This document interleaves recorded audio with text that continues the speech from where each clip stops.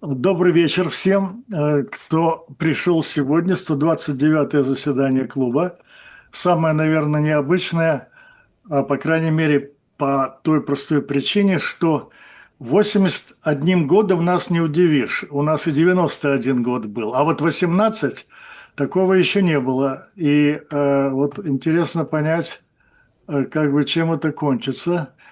Очень юный человек, но вот, как видите, который уже успел не только выучить как минимум два иностранных языка, испанский и китайский, потому что русский он как-то знал, а в английском окружении он живет, но еще и объехать чуть ли не всю Азию. Вот сегодня он нам про это расскажет. Мне показалось, что это очень интересно именно, чтобы мы немного прониклись мыслью, чем вообще живет современная молодежь. А то мы, как бы сказать, у нас другая возрастная категория. А люди ведь, вот видите, чем занимаются. Так, я вот не помню, что в 18 лет, как бы сказать, у меня была такая возможность. Значит, Алекс, можешь начинать. Сейчас, как... Можешь поздороваться, сказать, например, hi или еще какое-нибудь слово. Whatever yeah, it is. Давай, you're welcome. можно на английском? Ну, как тебе удобно. На английском, Okay, так на английском, да. okay, I hope... okay, first of all, hello all. My name is Alex Lipkovich, as Igor has already introduced. I hope all of you guys understand English. If not, this will be a rough session for you guys. But yeah, I recently underwent a 4 month, about 4.5 month journey throughout Asia, and I guess what makes this special is that I guess I did this at a very young age. So not only did I travel for 4 months, I traveled to 20 different countries. So that puts my total country count at the age of 18, 46.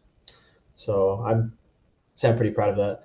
And so yeah, I've been given the opportunity today to talk to you guys about how I managed to do that and my thoughts and commentary on each and every single country that I visited. So, Okay. I already gave you possibility to share screen. If you want to share, just you can. all right, let me find it. Share screen. Okay.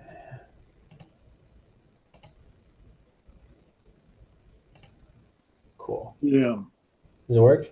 yeah. Okay, great. Yeah. Nice.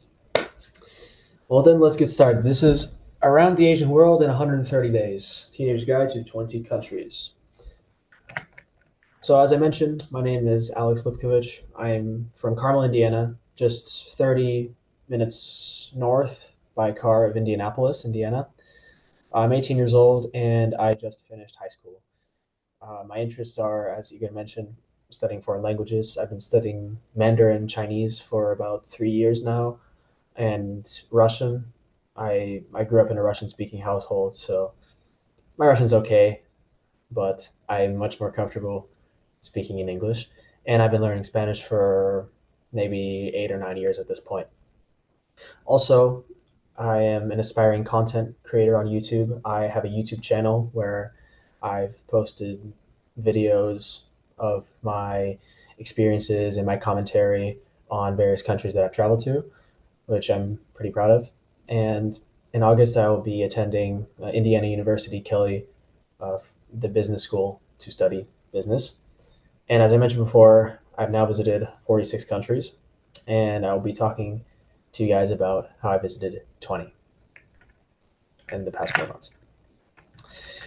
So, how does somebody like me end up doing this kind of thing? Well, I was pretty unhappy in high school. I don't know anybody in high school who was happy, but yeah, I was tired of seeing the same people every day, driving down the same streets, and I wanted something very, very different, and I I decided to think of the most extreme out there thing I could do that was within the realm of the law. So I devised a plan to see as much of the world as I could. Now, a lot of this came from two separate, this was fueled by two separate motivations. One was that I had already traveled a lot of the world at this point. I had already traveled 30 countries up to this point. I loved travel. I had already traveled solo a few times.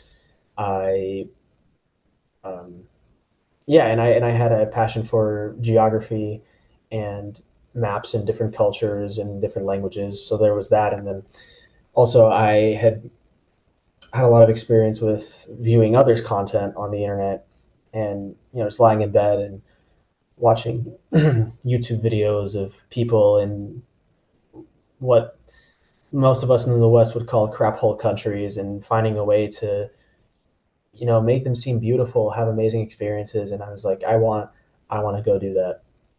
So I also wanted to document my experience in the way that those content creators did as well.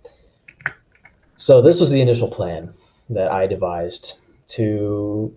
By the way, I started in the south in Singapore, so it may be hard to follow, but just kind of follow the lines, and you get a general idea of what the initial plan was. So I really wanted to start in to go to Southeast Asia, because I knew that from my own research and from actually my own experience in Southeast Asia I've had before, that it's very, very cheap, like ridiculously cheap. You wouldn't believe it if you've never been. And it's very, very foreigner friendly. It's what I mean by that is that tourism infrastructure is relatively high in most of these countries, and it is very easy to find young people and like-minded travelers in these countries. And I also wanted to visit lesser traveled countries as well by Westerners, mostly again because of that inspiration from watching people on the internet just go to places no one would ever think to go. I guess no one from at least Carmel, Indiana, would think to go. Like you see Bangladesh, and I'll talk more about that.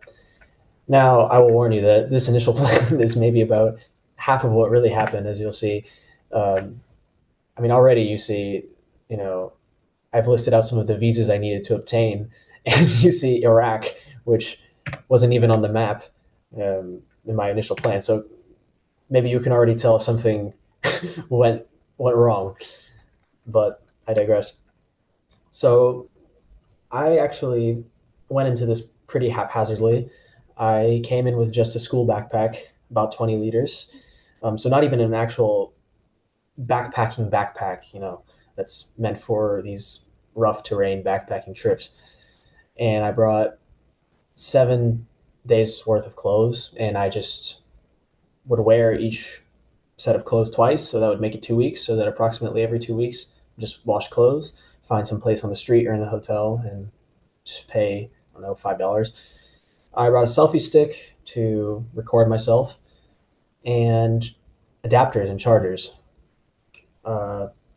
Basically, with all the countries I went to, it's not really feasible to go to the store and just hope that every single adapter is there.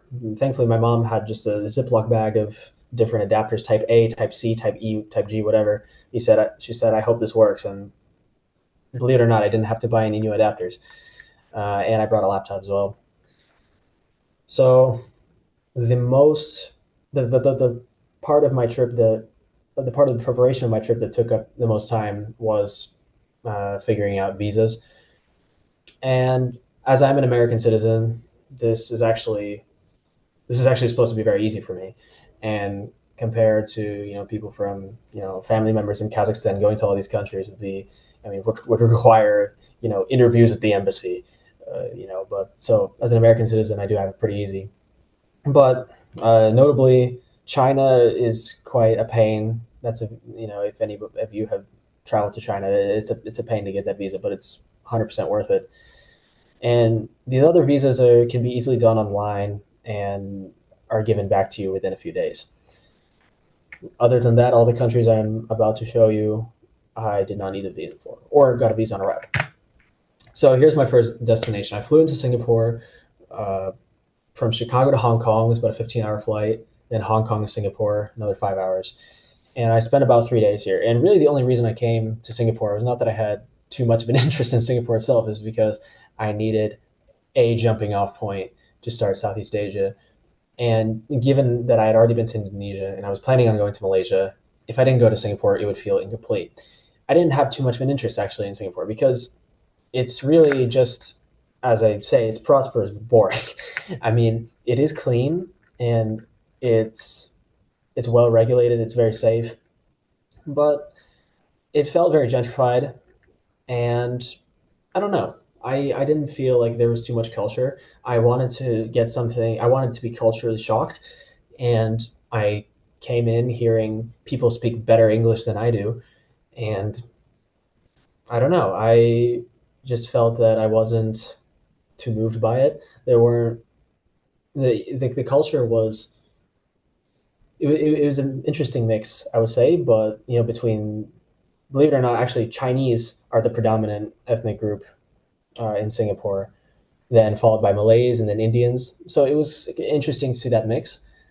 Now, Singapore wasn't all bad because there are two interesting spots, I think, that are worth your time. And Gardens by the Bay, it's essentially a complex of botanical gardens that are inside and outside.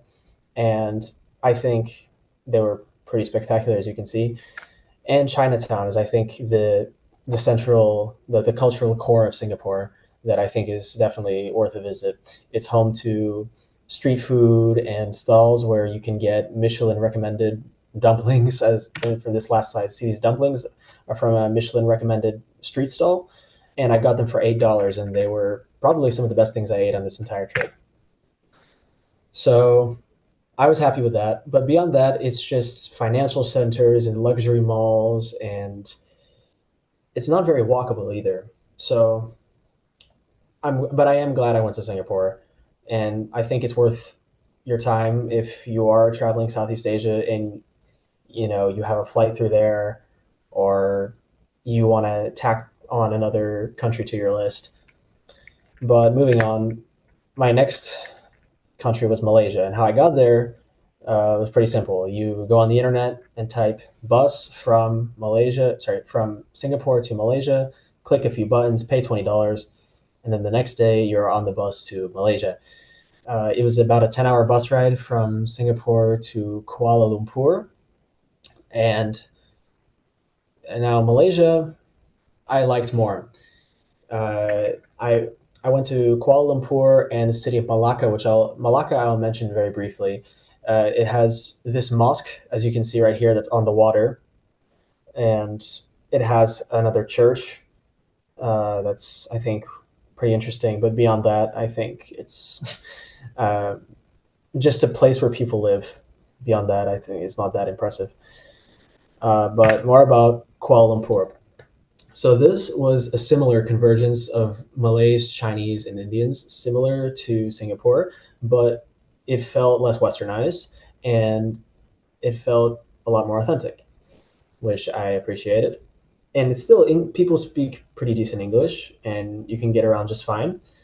It was very, very safe. I felt very safe as well, but I feel that in Singapore, the regulations are too much. I mean, you're not even allowed to fly into the country with a pack of gum, So moving on, what I liked about Kuala Lumpur was that they have Little India, and also they have a Chinatown where you get very authentic Indian snacks and Chinese dishes, which I enjoyed. And now the picture you see up here is the Batu Caves. And this right here is actually one of the best sights I saw on this entire trip. This is actually a Hindu temple, even though Malaysia is a predominantly Muslim country. This is a Hindu temple, and then there's a staircase, as you can see, that leads up to a few large caves. The caves themselves were caves. They weren't particularly that interesting, but I mean the temple was really a spectacle. This is one of my favorite temples I've ever visited. And if you notice in the bottom left-hand corner of this picture, there are monkeys that people feed, give bananas to. They're just everywhere freely swinging around, and it's just a very pleasant experience. It's just 30 minutes north of Kuala Lumpur. If I can recommend anything in Malaysia, that would be at Batu Caves. And now here is where, in my opinion, things actually get interesting. So I don't know if any of you have heard of this country. It's called Brunei Darussalam, or very simply, Brunei. I spent just 3 days here, but that's all you need. It's essentially just one city, similar to Singapore, like a city-state, but Brunei also includes some nearby towns and fishing villages too. And it is a monarchy. And you can see they have a kind of a cult of personality with their leader, the king, who is actually one of the richest men on earth. It's a really interesting kind of thing they have going, because Brunei is a very oil-rich country. And Brunei is actually one of the least visited countries in all of Southeast Asia, maybe second least visited, only behind Myanmar. And I don't know, you just have this air of mystery. I had never heard of anyone else in my life who had said, I'm going to Brunei, and I was ready to just dive in. It is a very conservative Muslim country, but it doesn't feel overbearing. Women aren't, all covered in black. But yeah, they have amazing Islamic architecture. This is a picture I took with my phone, not even from the internet, of the Ali Omar Sufaiddin Mosque in Brunei. And yeah, what you see is what you would expect from an oil country to a degree, but also people live a lot more modestly. As you can see, this is actually a village on stilts that they have in Brunei. It's called Kampong Ayer. You can take a $1 boat ride from the mainland, or from across the river, and you can walk on these walkways that are supported entirely by stilts, which was amazing, because just 5 minutes ago I had visited the mosque here on the top. So, but finally, what I really loved about this country was that I kind of expected people to be closed off and, some strict Islamic laws, and, people to deny me entry into mosques. But no, I got the opposite. People were incredibly hospitable. They would stop me on the street. They'd say, where are you from? We're so excited you're a tourist. People offered to give me rides. And it was a really great experience. I'd say the one downside of Brunei is that tourist infrastructure is almost non-existent.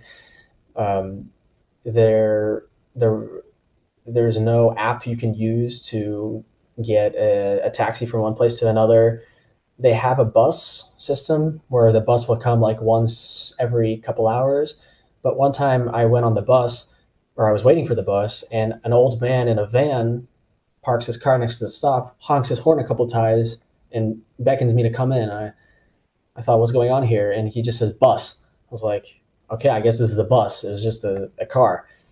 So that's, I guess, your best bet for public transport in Brunei. So just be mindful of that.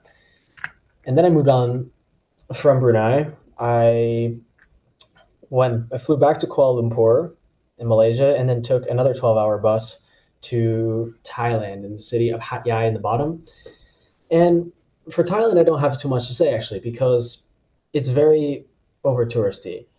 And it kind of, for me, what really not ruined, but what really took away from the Thai experience for me was that the locals, the locals seem to, how do I put this?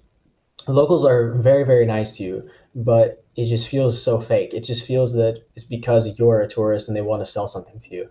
And you walk down the street and they'll just be, minding their own business, talking with one another, and then they, look up to you and they see a white face and like, oh my God, hi. And you're just like, okay, come on, I'm not. Thailand gets millions of tourists a year. I mean, you can't be that surprised. So I don't know. It just felt a little bit fake. But what I think was very interesting about Thailand, at least for me, was that looking at all the countries that border Thailand, you look at Myanmar, Laos, Cambodia, Singapore, these are all countries that are very highly regulated, either by Islamic law or by an authoritarian regime. But Thailand has neither of those, actually. Thailand is kind of the only country, excluding the Philippines, in the Southeast Asia region that doesn't have to abide by those two forces. So as a result, you get one of the most liberal countries that I visited in this entire trip, because people were flying their gay pride flags everywhere. There are lots of transgender people everywhere. Marijuana, stores everywhere, fully illegal. And I think that's actually what draws a big appeal to Thailand. For me, though, I felt that I was kind of in almost a zoo exhibit. It just felt a little bit fake to me. But there were some very, very, very interesting temples, such as the one you see here on the left is the Temple of the Emerald Buddha. This is the main unmissable temple of Bangkok.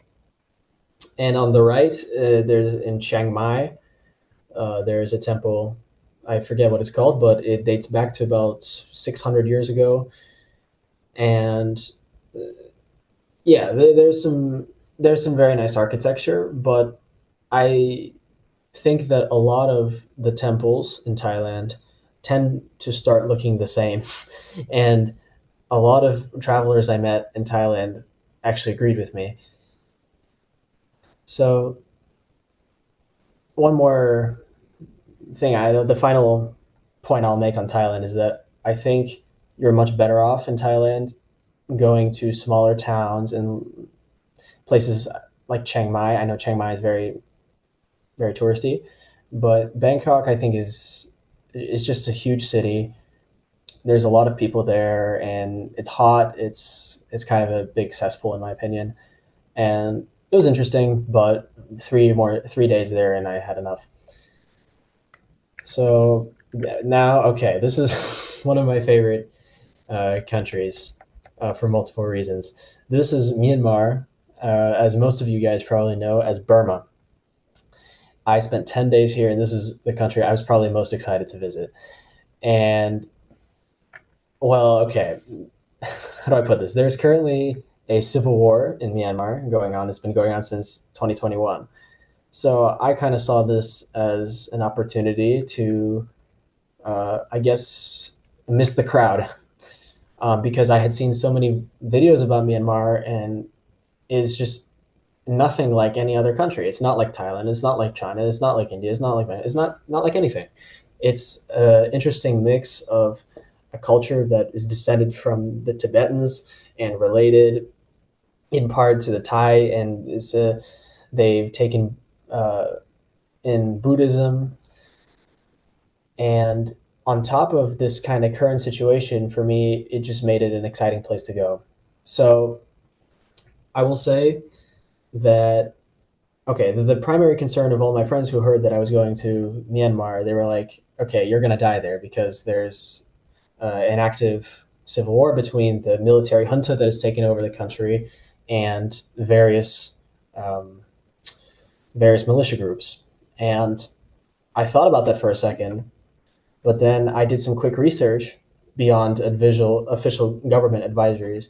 By the way, official government advisories, if you look, is it safe to go to Myanmar? And then you look at the official government advisories, they'll say it's incredibly dangerous. You're going to get kidnapped. You're going to die.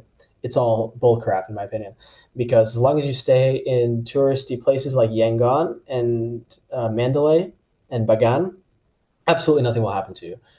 Well, with 99% security, I think. Just the one concern is for me while I was there was that there were a lot of armed soldiers, which in theory could do anything to you, but I don't think they'd be interested in me because of my passport. And there were a lot of military checkpoints. This is a photo I took, that I was apparently not supposed to take, between Bagan and Mandalay. I was in a shared taxi, and we stopped at a checkpoint. I thought, okay, their backs are turned, I'll take a photo of them. And I got this photo, and then I wanted to put my phone back up to take another photo. And then the lady sitting next to me, like, slapped my arm like that. She's like, "What are you doing?"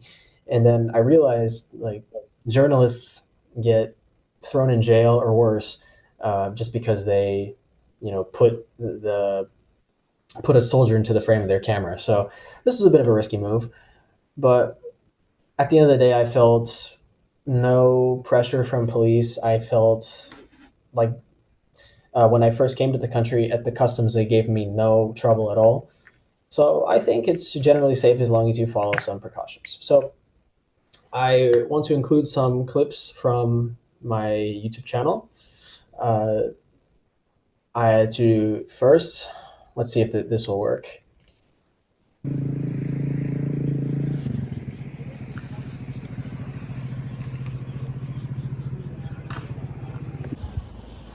Sunset almost here. This is Bagan. I don't know if my iPhone camera can quite capture all of the temples. There's a lot of them. It's amazing. So in that first clip, what you really see is it's like no other tour. This is a place that if it was in the same position as Thailand, where it was politically stable and it was fairly open to tourism, you would see your attention would be drawn more to the sea of people around the temples than the temples themselves. This right here that I just showed you was a temple complex called Bagan, which was probably the single most impressive place I went to on my entire trip. It's just miles. It's just a field of trees and temples that look just like that. And I can't stress enough, if you have time on your own, look up Bagan on the internet and you'll be amazed. And this was really special because you essentially have the place to yourself. There's some Burmese tourists, but beyond that, you can rent a motorbike for $7 and just drive around the area and breathe the fresh air. And it was a really surreal experience. Now, the downside, obviously, or I guess the reality, the upside is that there aren't a lot of tourists, but of course the real downside is that Myanmar was the country where I saw the most poverty, or maybe that along with Bangladesh. It was pretty hard. I had never, even though I had been to 30 countries before, they were mostly very well off, or fairly high GDP per capita. And yeah, to see starving children on the side of the street following you, asking you for money, it's very hard. And here is another clip. Oh, sorry, before I get into this clip, this is more to give backstory. Because Myanmar, the situation is so unstable, the political situation is so unstable, and the economic situation is so unstable, the rate between the dollar and the Myanmar kyat is constantly changing by the day. So if you come to the airport and take your dollars and exchange it for their currency, you're getting ripped off. Maybe, you're getting half of what the real, the day's rate actually is. So what basically most people have to do when they have foreign currencies in Myanmar is go to the black market to exchange currency. So this is what I'm doing here. $1? How much? This way. 4,350. Okay. Okay. So one Thai baht is roughly like 61 of their currency, but they're offering 131. So that's practically that's over double the rate. Now, that's assuming they don't scam me. Let's see. This is my supplier. It says authorized money change. I don't know about authorized.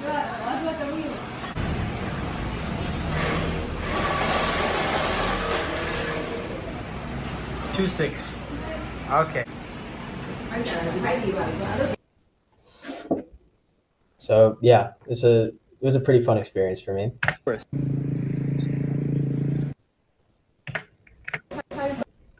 And the last thing I want to touch about Myanmar, I can't stress enough how beautiful the temples were. The picture on the right again is Bagan, and the picture in the middle, this is Shwedagon Pagoda.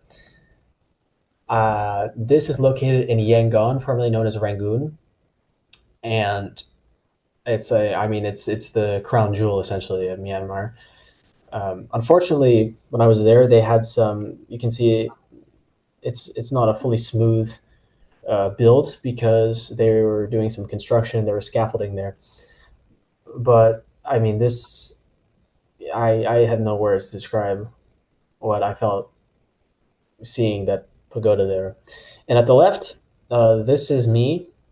Uh, uh, I was at Shwedagon Pagoda. This is at. It's not just one pagoda. They have one. They have a bunch of different shrines around it as well. And a teacher actually approached me. So I was the only foreigner there, and he decided to start talking to me. He said he had been teaching English. He wanted to practice with a foreigner. So I said okay, and he took me to this place called the Thursday Corner. Well, first he asked me what day of the week I was born in, and I told him Thursday. I actually don't know how I knew that, but I just knew it was Thursday. So he showed me a ritual in which you, based on the day of the week you were born, this is only done in Myanmar, people will go to a specific shrine with Monday, Tuesday, Wednesday, Thursday, Friday, Saturday, Sunday, and they will pour, you have to pour this holy water 3 times on this Buddha, 6 times on that Buddha, and 3 times again on the other Buddha. I forget exactly what the numbers were.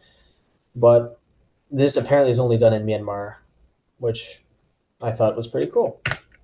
Next, Bangladesh. Oh boy. This is probably the most chaotic place I've ever been to. If not, it's the most chaotic place on earth. How I got there was I wanted to go straight from Myanmar, but you can't exactly do that because the countries are they're not fighting, but they've closed the border. They have very poor relations. So what you have to do is fly back to Bangkok and then fly again to Bangladesh, which, if we look at the map, looks a little weird because you fly from Mandalay to Bangkok and then back to Bangladesh.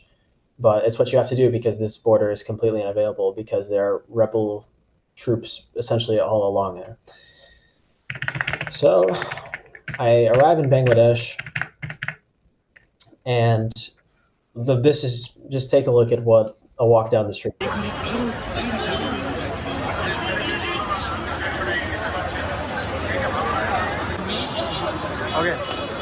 Let's go. This is the market.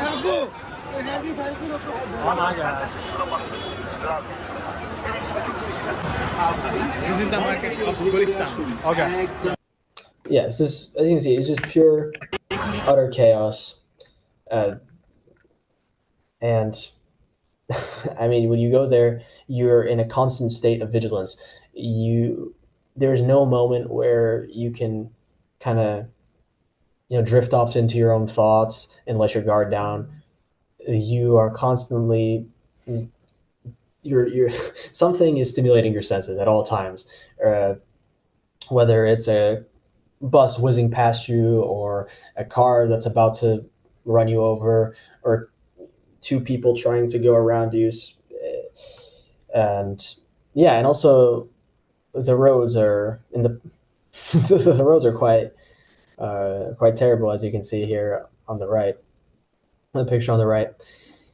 But yeah, the main takeaway for me from Bangladesh was I had no idea that pollution could get so bad. I had never imagined anything like that. I knew that India, Pakistan, and Bangladesh suffered from a lot of pollution, but what you see in Bangladesh is not just trash on the ground, but that trash sits there, and then people throw more trash on it, and then more. And like how archaeologists will dig up cities and find, okay, this part of the city, this layer of the city was from 1,000 years ago, and this layer of the city was from another 1,000 years ago. They can probably do the same at this point with Bangladesh, with layers of trash, because they just pile onto each other over and over again. And you just creates this eyesore of a place, really. But I'm very glad that I went there because I saw another part of the world. This is actually what I came for. I came for something that was so different that I wouldn't be able to forget it. And those 6 days of my life are probably some of the most memorable. And let's see, I have another clip here. Don't worry, he will not hit you. Hi. Hi. Hello, bro. How you doing, man? It's like you have to contort. You want to go like 5 meters, you have to like contort yourself to fit through the space. It's like people. By the way, look at these buses. Oh my fucking god.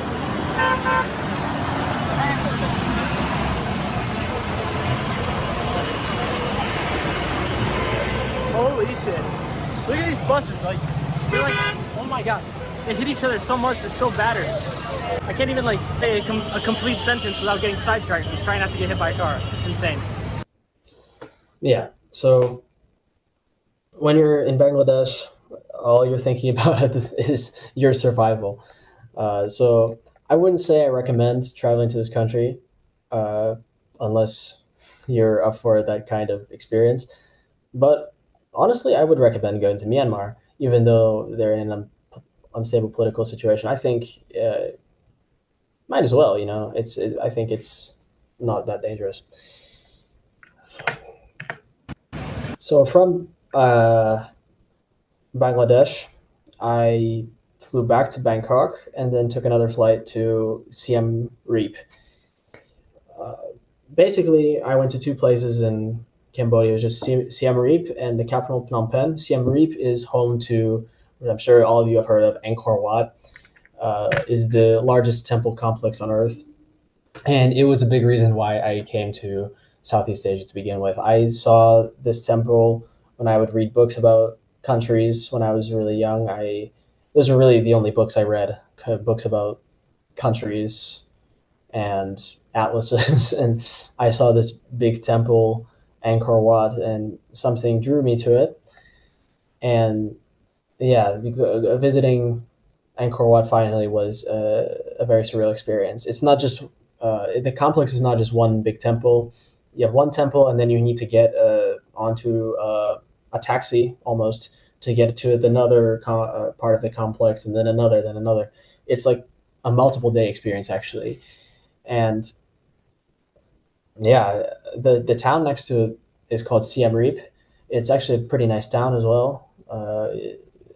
Cambodia is a bit more pricey than Thailand because they kind of capitalize on tourists. You can probably find some even more local, hard to find places where they charge local prices, and you can enter for $30, explore with a guide or on your own. Quickly, Phnom Penh, I thought was actually the capital. I thought was pretty boring. Actually, most people agree with me. That most travelers I met, they tended to agree with me that Phnom Penh was pretty boring. It has a nice view of the Mekong River, which I thought was nice, and this palace right here in the center. But beyond that, I think it's just a place where people live. And now we get to one of my favorite countries on earth, Vietnam. I went to three places. I went to Ho Chi Minh, which you probably know as Saigon, Da Nang, and Hanoi. And I got here by taking a $20 bus from Siem Reap to Ho Chi Minh, which is in the south of Vietnam. This photo right here was taken in Da Nang, one of the best beaches I've ever been to. And what's so amazing about Vietnam, at least if you have a Western salary, is that your purchasing power is through the roof. And even though prices in Bangladesh and Myanmar were lower, the quality of what you were getting was obviously not very good. But in Vietnam, I got a Michelin recommended bowl of pho and a drink in total for $4. $4. And that was expensive. That is an expensive bowl of pho. A pho, I'm sure you know, is a bowl of soup that's a very meaty bowl of soup with rice noodles. It's probably the most famous dish from Vietnam. I unfortunately forgot to include a picture of it. But yeah, the average, if you want a filling high quality meal in Vietnam with a drink, you can get it for $2. And you're not It's not even local. It's very good quality. Furthermore, they have the best coffee on earth, in my opinion. Not only is the coffee just the highest quality, they have the most different types of coffee on earth. They have salt coffee, which sounds gross, but trust me, it's amazing. Salty coffee. And then they have coffee with condensed milk. And somehow, even though my Starbucks can't get the ratio right between my coffee and my cream, Vietnam, every single time, they just find the ratio that's between coffee and condensed milk that just makes the bitterness and the coffee taste and the sweetness blend together just perfectly. And I think Vietnam, and by the way, the low prices don't just extend to food and everyday purchases. Lodging is $5 a night. That is if you're okay with staying at a hostel. Now, when you hear hostel, you probably think it's like a crappy, it's a crappy place where people sleep, on top of another, and it's not civilized and it's poorly kept. No. Hostels in Southeast Asia really made my trip amazing. They're these usually very high quality facilities. Some of them have pools for this price, $5 a night. You can get into a comfortable bed with privacy. They give you access to a pool, breakfast sometimes, and I don't even know how they profit. But yeah, for $5 a night, you can do that. And my favorite part personally was the low regulations, because back here, I mean, I can't even rent a car. But in Vietnam, if you can just rent a motorbike if you want. You don't even need to show your driver's license. I rented a motorbike and drove through the city. I didn't even know how to drive a motorbike. They didn't even check. They don't care. It's awesome. I love it. If you can reach over the bar, if you're tall enough to put a hand over the bar, they will give you a drink. They do not care, and I love it. That's great for me. I'm sure none of you guys care about that kind of stuff, but for me, it was great. So there were two main cities in Hanoi that I went to that I'd like to talk about: Hanoi and Ho Chi Minh. The city of Da Nang was very good too, but it's just more of a beach town. Hanoi was colder. When I say cooler, I mean cooler by temperature. There were more communist symbols. It felt almost more European, because France used to oversee Vietnam. Vietnam belonged to France, and so you can really see a lot of the influence. Whereas Saigon feels like a wild Asian, just cesspool of buildings and people and motorbikes. It's much bigger than Hanoi. It's much hotter. It's much more wild. I mean, the traffic in Vietnam, I remember, there aren't exactly rules. Similar to Bangladesh, there aren't rules. You kind of cross the road, and you hope that people will stop, which they will. The flow of traffic doesn't actually stop. People don't really, halt to their vehicles. You kind of walk, and people somehow have this sixth sense to drive around you, which I thought was pretty cool. And yeah, next was Laos. Laos was probably my personal favorite country, but that's just because I had the most fun there. Laos is, I think, similar to Vietnam, but it's much more sparsely populated. And I got there, I had to take a plane into the city of Luang Prabang, if you could even call it a city. It's about 50,000 people. And you fly from Hanoi in the north of Vietnam to Luang Prabang, and you would think it's actually pretty close distance. You want to take a bus, but I looked at, if you were to take a bus, it would take over a day just because of how the terrain is. So it's definitely worth flying, I think, if you go from Vietnam to Laos.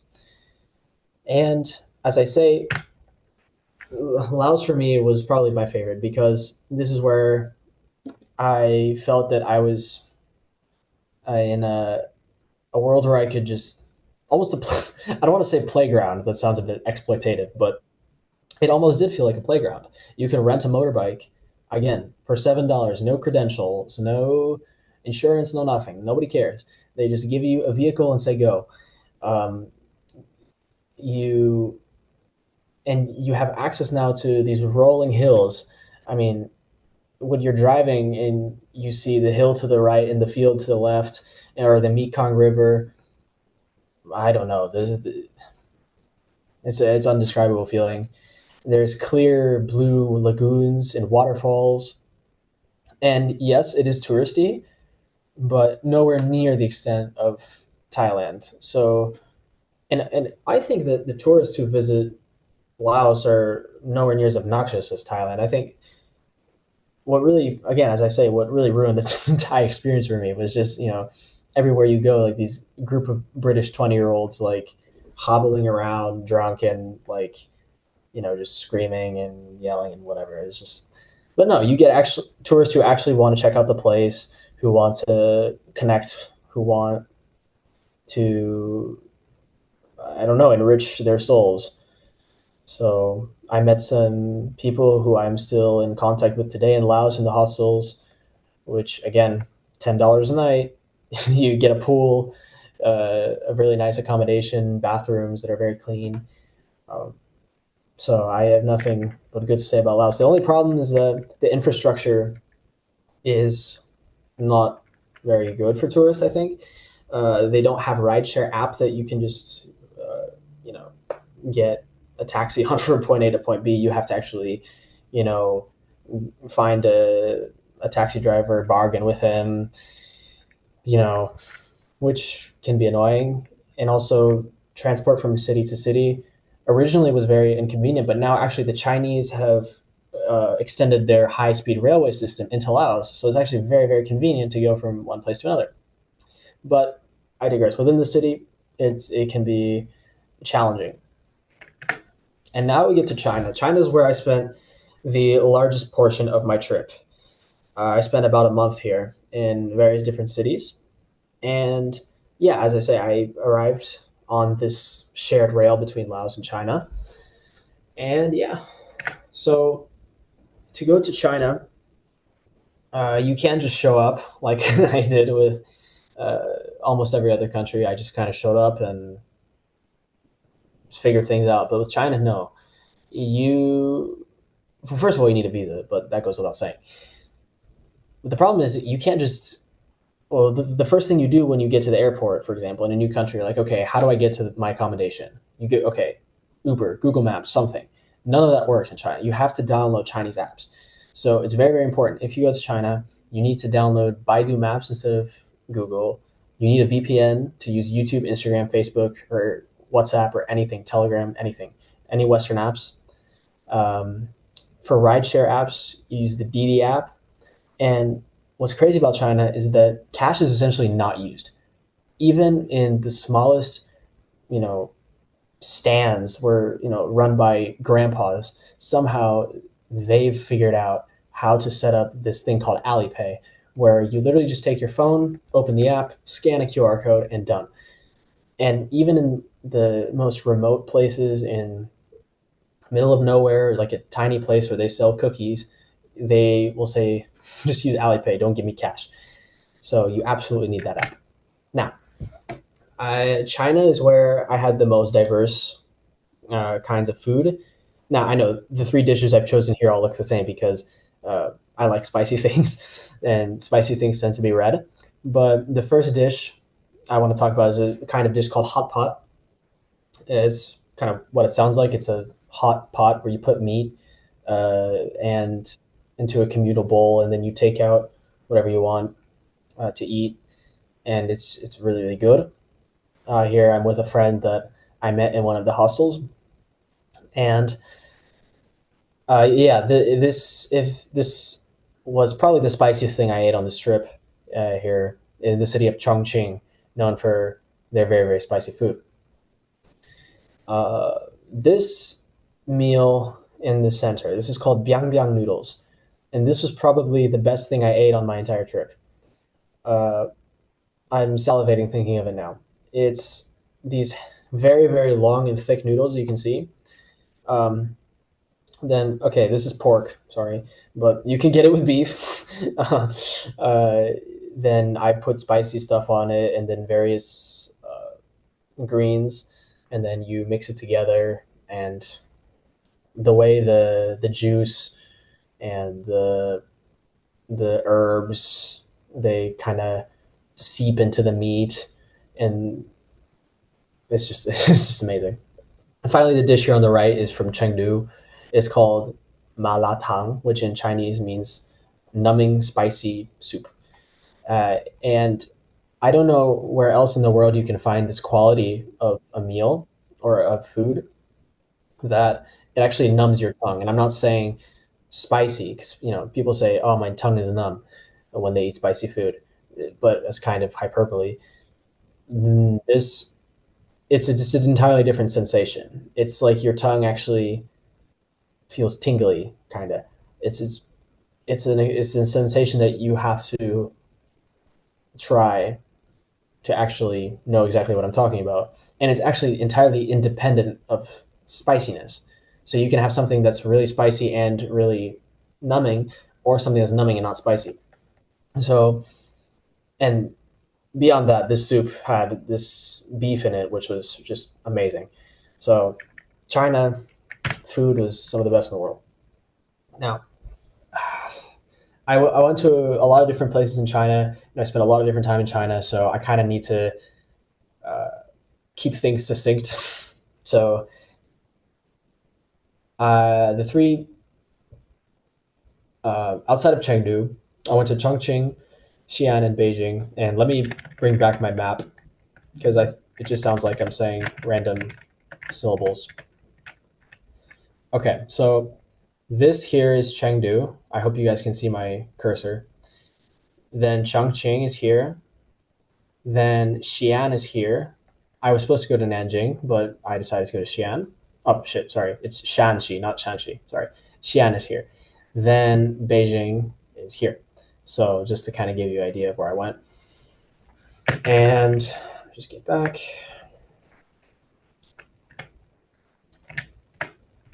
Right. So I'm sure, as is familiar to you guys, you can see in the first photo, this is the Terracotta Army. It's a must visit. And there's actually, as you can see, there's kind of another army of Chinese people filling the stands in the back. Yeah, and when you go to these very touristy places in China, it's Chinese tourists from all over the country, and there are 1.5 billion Chinese people, so it's pretty intense.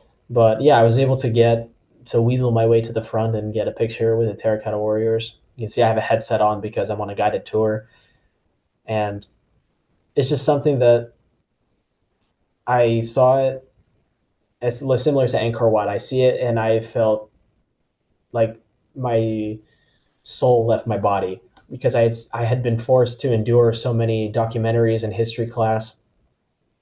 Sometimes, the history teacher, they would get sick or have to leave, so they would bring in a substitute teacher, right?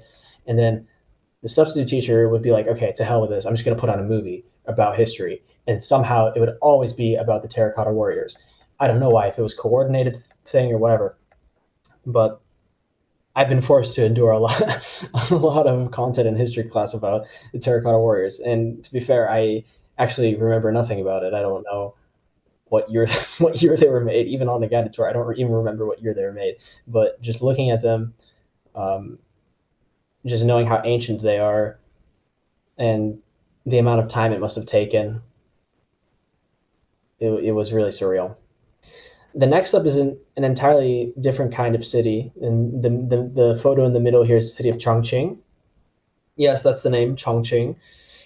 And it's actually one of the largest cities on Earth. Actually, if you include the total metropolitan area, it's a population of nearly 20 million people. And it's very, what's interesting about Chongqing is that people call it the cyberpunk city. I have no idea how to explain it to you guys, so I'm not even going to try. But basically, it's this very technologically, a place with like this facade that is very technological, I will say, very modern, and neon lights everywhere, and this feeling that you are in the future. And the most unique part about Chongqing is that you can be walking on the sidewalk and feel like this is ground level. You don't even think about it because you're just walking. And then all of a sudden there's a rail to your left and you look down and then there's just 5-story drop. And you're like, how does that happen? I thought I was on the ground floor. And in Chongqing, the city, it's a city on different floors. And as you can see right here, the best way I can show from this picture is that, okay, you see this row of cars, but there's actually an entirely different web of traffic going on above this building right here too. You just can't see it. So that's what's really unique about Chongqing. Finally, we have Beijing. I'm sure you all know. This is the Tiananmen Square. Standing pretty robotically here. The guy who took my photo, I had to ask a random guy to do it, and he did a terrible job, but that's okay. But yeah, Beijing just felt... I was impressed by Beijing. Of course, I was impressed by the Tiananmen Square. I was impressed by the Forbidden City, by the Temple to Heaven. It's just that it's very soulless. I feel like it's very soulless. It's very gray, very drab. It doesn't feel like it's like the opposite of Chongqing. You see the city that's just lights and flashing and just full of life. But I think Beijing just feels like death to walk around. And now we have the city of Urumqi. I don't know if what you guys have heard about the city or know anything about the city, but this city is located in the Xinjiang province of China. It's what my most recent YouTube video is about. The Xinjiang province, for me, is the most interesting province of China, and it's probably one of the most overlooked places that when people go to China, they don't even consider going here. It's gotten a lot of bad press recently because, well, there's a lot of accusations about, the Chinese government putting the Uyghur people, Muslim Uyghur people, into concentration camps or, re-education camps and whatever. And there have actually been a lot of travel restrictions on foreigners coming to this province, but recently they've been lifted. So I thought I have to come to this place, and it was very, very interesting to see this mix of people. Beyond experiencing this tension between the Han Chinese and, for example, you see like signs in Chinese, and then the Uyghur script, which is Arabic. It uses the Arabic script. But I guess beyond that, it's just a city. But seeing like this mosque and this grouping of Turkic elders here speaking a language that sounds like Turkish in China, it's really surreal. And the food is also very, very good. I wouldn't say it's better than Chinese food, but it's still very good. You have dishes like manti, lagaban, shashlik that you get in Central Asia. So Urumqi is kind of the first big deviation from my trip, because originally I was thinking I'd go to Beijing and then go to Mongolia, just to add another country. But I thought that it would be more interesting to go to Urumqi for the reasons I just mentioned. And I figured, okay, this is a long flight. This would also be a long flight, and it'd be domestic, so maybe it'd be cheaper. So I thought, okay, screw it. I'll go to Urumqi. And actually, I had given myself a little bit too much time, I think, for South Korea and Japan. Not that I think that they weren't worth visiting. I actually found that I had like an entire month left of my trip. So actually, maybe even a little more. Wait. Actually, yeah, I had like an entire month and a half left of my trip. So I thought, let's see if I can add some more interesting places. So what I ended up doing from Urumqi then was going to Kazakhstan, because Urumqi and the map is around here. I thought, okay, I have family in Kazakhstan, I might as well just come to Kazakhstan. So I actually don't have too much to talk about here in Kazakhstan. It was just more of a family visit. And yeah, I had a good time catching up with my grandfather and my uncle, and I only went to Almaty. I think Almaty is a very overlooked city in the world. It's actually pretty modern. I think it's become fairly modernized. People there, almost everybody speaks Russian, so it was pretty convenient. And you also kind of see the Soviet architecture, and they have this one church here, which is pretty nice, in I think Panfilov Park or something. I think that's what it's called.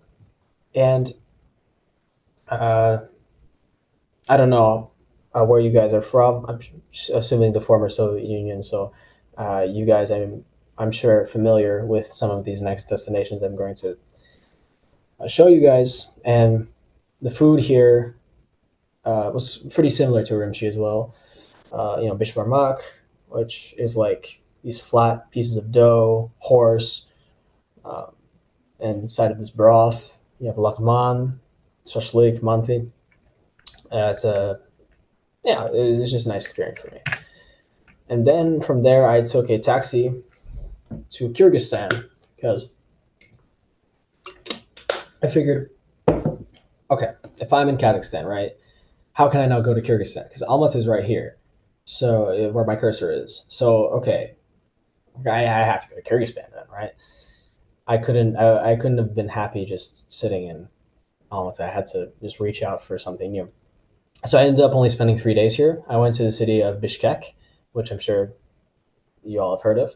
This is me crossing the land border to the Kyrgyz Republic, or Kyrgyz Respublikası as they call it. And it only cost $40 to get a private taxi from Almaty to Bishkek. So I think of Bishkek as a lesser developed Almaty. It has the same kind of style. It's very green as well. It has a lot of parks with old Soviet, that were all former Soviet heroes that then they knocked down and then put like their Kyrgyz heroes up. They have the Manti, they have Lagman, they have Bishbarmak, they have all of that. Most people speak Russian, just with a bit stronger accent. But I think the most distinct part of Bishkek was this place called the Osh Bazaar.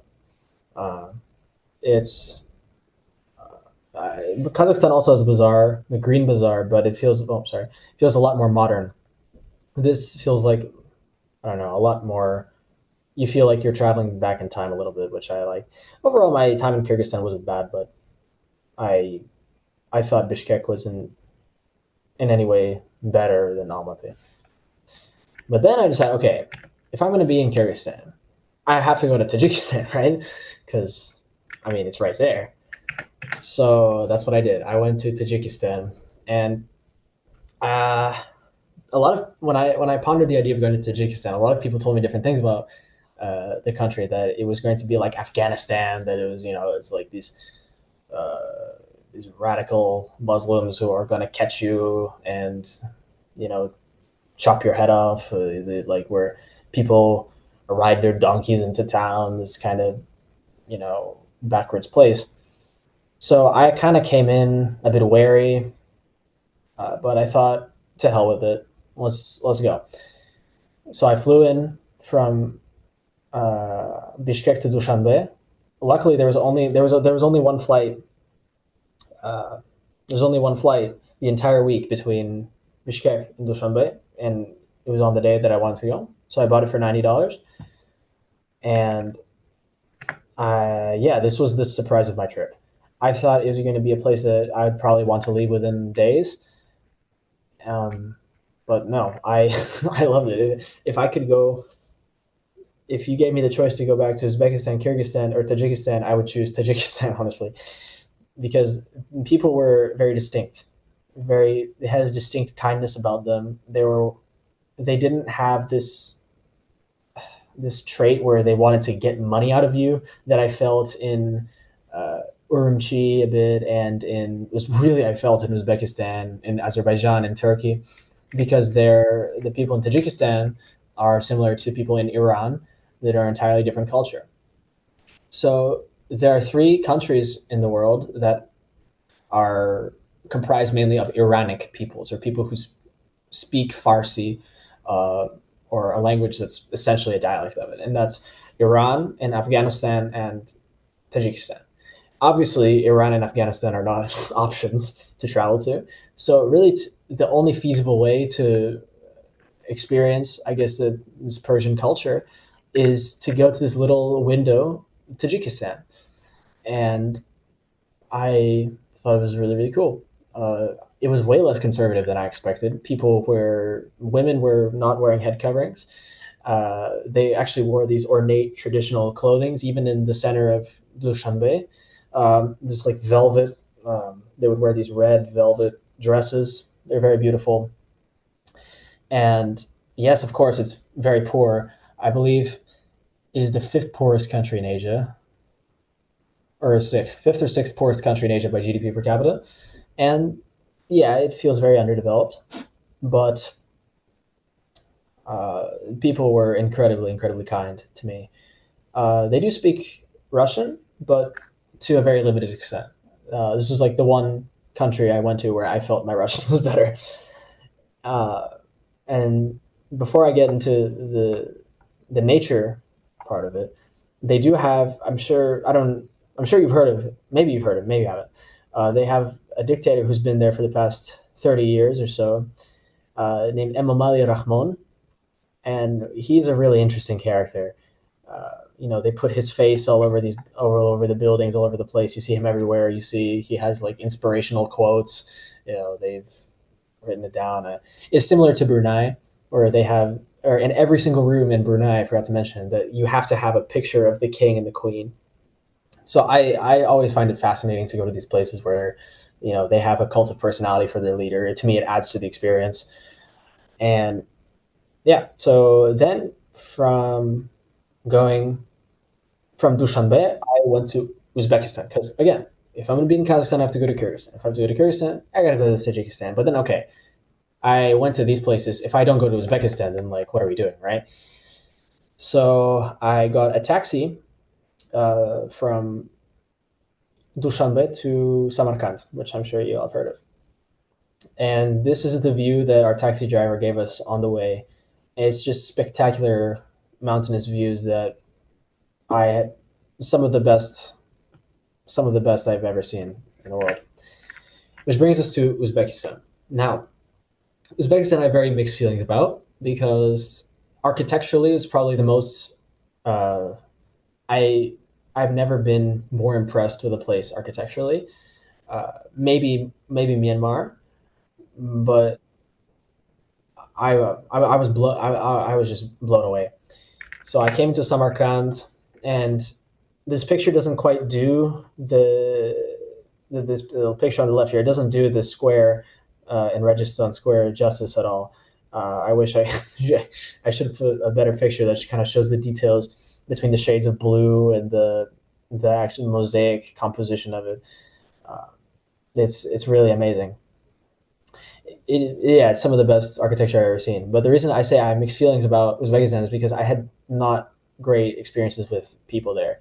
The second we came across the border from Tajikistan to Uzbekistan, immediately people came to the group of us who had the shared taxi. Immediately they say, they're like taxi, taxi, taxi. Like immediately they swarm you, and then they try to scam you. In fact, one person, while I was distracted, I was trying to, bargain for a taxi, and their strategy was they have you bargain for the taxi, but then also have a guy that's saying, quickly exchange money, otherwise the camera will get us. Even though probably no camera, but I felt pressured. And then there was another person next to me, a girl from like Indonesia or something. I don't know what she was doing there by herself, but she had like Kazakh tenge to change, so I couldn't exactly monitor what was going on there. So then we get into the car, the taxi, into the city of Samarkand, and it turns out they gave her a tenth of what she was actually supposed to get, because they said, okay, here's 100,000 som, and they gave her 10,000. And so I had to tell the taxi driver to go back, and then the money changer got angry at the taxi driver for making him give her the fair price. So they started physically fighting, and that was just one of the bad experiences I had with locals there. I also found them to be pretty cold. If money was not involved in the transaction, nobody would come to say hi. People were not very smiley, I guess, like they were in other countries, but that's fine. And I thought that Uzbekistan was marketed as this kind of untouched place by tourists that, I would see on Instagram, these places like, get here before all the tourists come see it. Because Uzbekistan, I thought, okay, Uzbekistan, who goes to Uzbekistan, right? But it turns out it was actually very touristy. It was like these groups of European tourists. It was almost like Japan, or it was almost like, I don't know, like Europe itself, which is full of tourists. I guess I can't complain about tourists because I was a tourist, but I don't like tourists, except for me. I'm the only tourist I like. So, yeah, I had mixed feelings about Uzbekistan, but I still 100% recommend everybody, if you have the opportunity, check out Samarkand, check out Bukhara here. It's really wonderful. Next, I went to Japan, which, it's a bit. You would think I'd go to Japan first after China and then go to Kazakhstan, but basically I'm with my friend here from school. He was my high school friend, and then he had to move to South Korea, so we wanted to meet each other at a predetermined point way before I even got on this trip, and we wanted to go to Japan together. So this date was predetermined, so I couldn't go to Japan first and then go to Kazakhstan and then Central Asia. So that's why I kind of did this, doubling over across China. So yeah, I visited Japan for about a total of a week, and let's talk about it. So Japan gets this rep as a very convenient place, like this utopia, which I think has some truth to it, because there, for example, you go to a restaurant and you go to a machine, you click on what you want, you put money into the thing, and 5 minutes later, some guy comes to you bowing, gives you the bowl, and that's it. But the train system was really confusing, because it's not like the normal metro, like in China or in South Korea, where you have a line where sometimes the train comes and it goes to a set list of places. Sometimes the train that comes will go to a different set of places on the same track. So I guess maybe that's a normal thing, and maybe I am total idiot when it comes to metros, but whatever. I digress. But the thing with Japan is that there are so many unwritten rules that you feel like you constantly have to follow, like how you walk, how your voice level, your demeanor, because for some reason Japan is just known for these very very, I don't know how to put it, but they're not quite judgmental. They are, but they don't say it. They don't express it. But there are these unwritten rules that I feel that everybody knows about in today's age of the internet, that I'm sure people, at least my age, have seen hundreds of videos saying what not to do in Japan, what not to do in Japan, don't offend the locals in Japan, So I did kind of feel like I felt more watched in Japan than I did in Singapore with all the cameras. But I will say, one more thing about inconvenience in Japan is that there are no trash cans in Japan. Like, you have to you're expected to carry your trash wherever you go, which It's better than Bangladesh. Bangladesh, the method there is you just throw it. So at least Japan, the people there don't just throw it on the ground. But right. And of course, I think their convenience stores are amazing. You can get gourmet meals, ice cream, breakfast, anything you want in the convenience store at a very high quality and for very cheap. So that's all I have to say about Japan. And then me and my friend and I, went to South Korea. We flew from Japan just for 4 days. And yeah. Here's Pushkin. I thought you guys would like that. I found a statue of him in Seoul. And I think Seoul, I don't know. I think Japan also has this rep of people being like robots, kind of robotically working, soulless people. But I think South Korea is a bit more like that in reality. I saw Japanese people were actually quite expressive, or relatively. They laughed. They were loud sometimes in public. Even they would dress very creatively. I think Japanese people were more expressive, and in South Korea, what I thought about this very interesting thing that I saw in North Korea, that there is like a set list of haircuts mandated by the state that you're allowed to get, and it's like a list of 16 different haircuts or something like that. I don't know how many exactly. You would think in South Korea people would use that liberty to get a variety of different haircuts, but it turns out everybody has the same 3 haircuts in South Korea.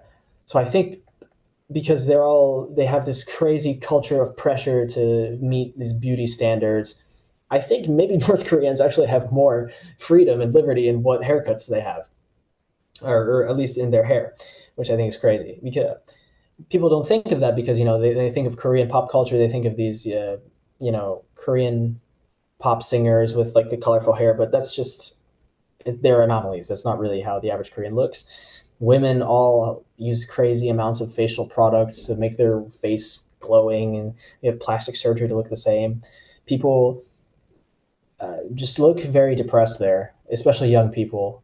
I go to a coffee shop, Starbucks, and nobody's really socializing. It's just young people, with piles of books and their computers just working like crazy. And my friend, I talked to him about it. He confirmed that, yeah, it's a very toxic work culture they have. And it's actually a big reason why their population is declining. But I think, a good thing about Seoul is that there are some nice streets to walk down. There's some decent street food as well. There are some cool temples like the one here.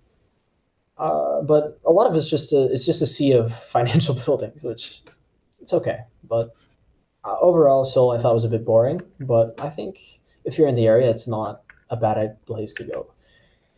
Now, okay, United Arab Emirates.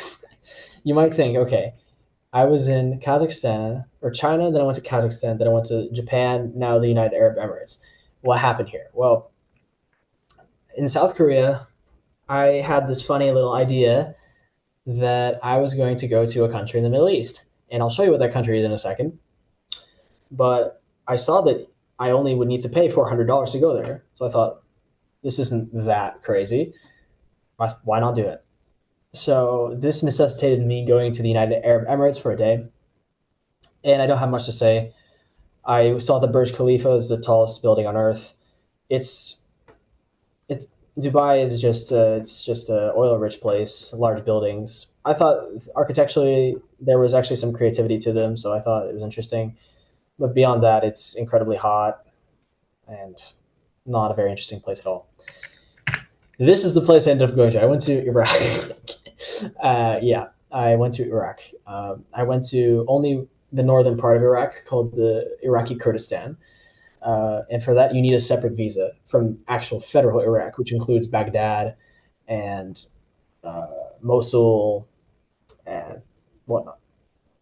Why I decided to go here, I actually don't know. It was very impulsive.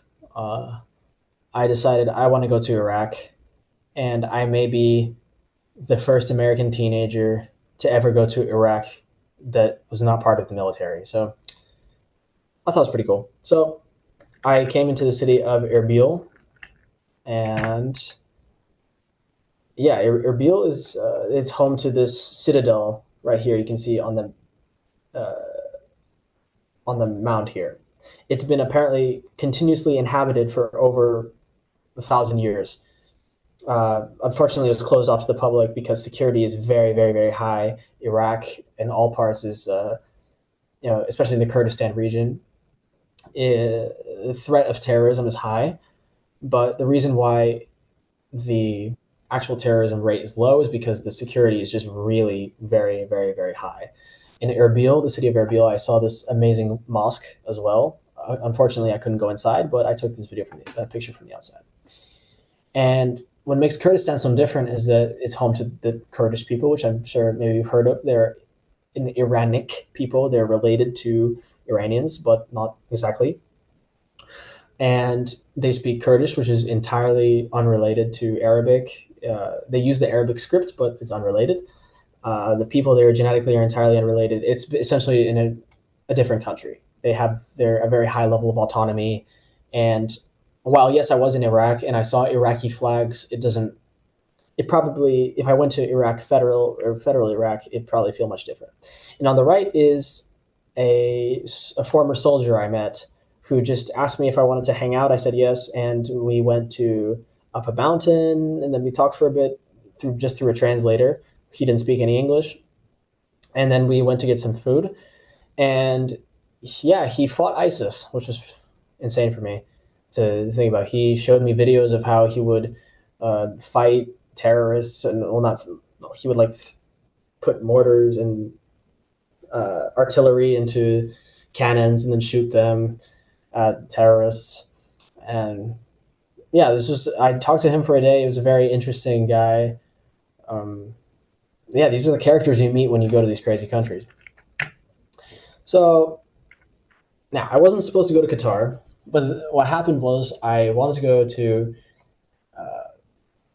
the airport from Erbil, then fly to Istanbul, and then from Istanbul go back to Japan. And the reason why I wanted to go back to Japan was because my return ticket home was from Japan.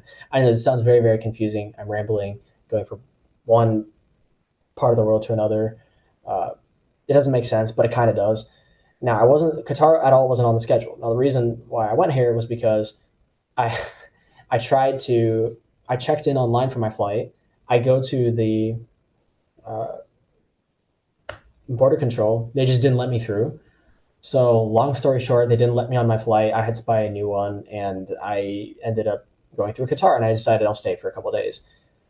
This was probably my least favorite country I went to.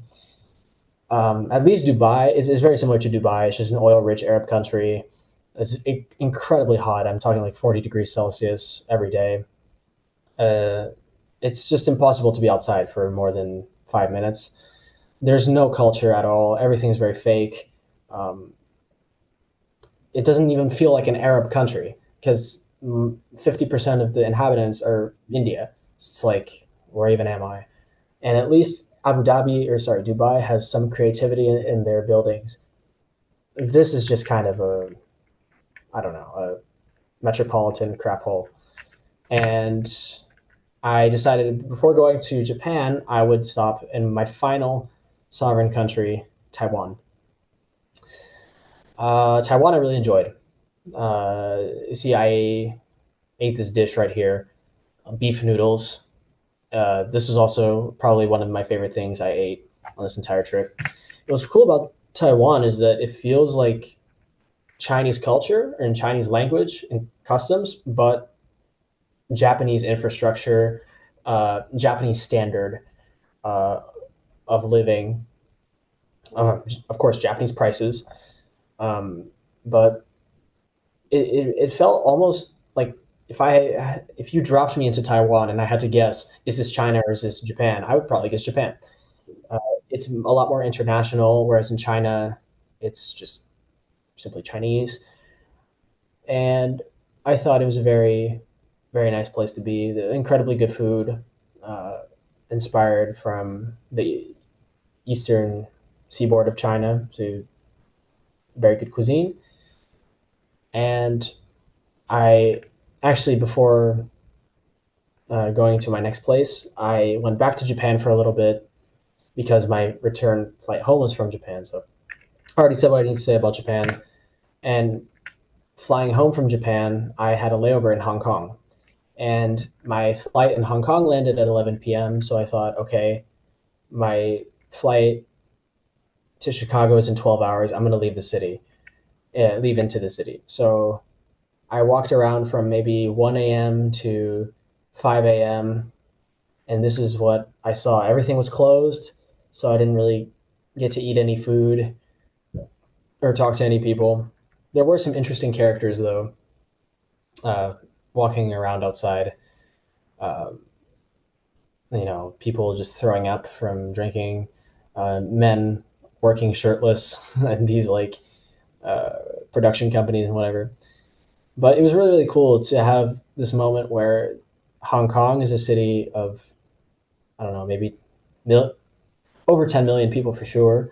And I was essentially, the streets were mine. I could just walk on the street if I wanted to.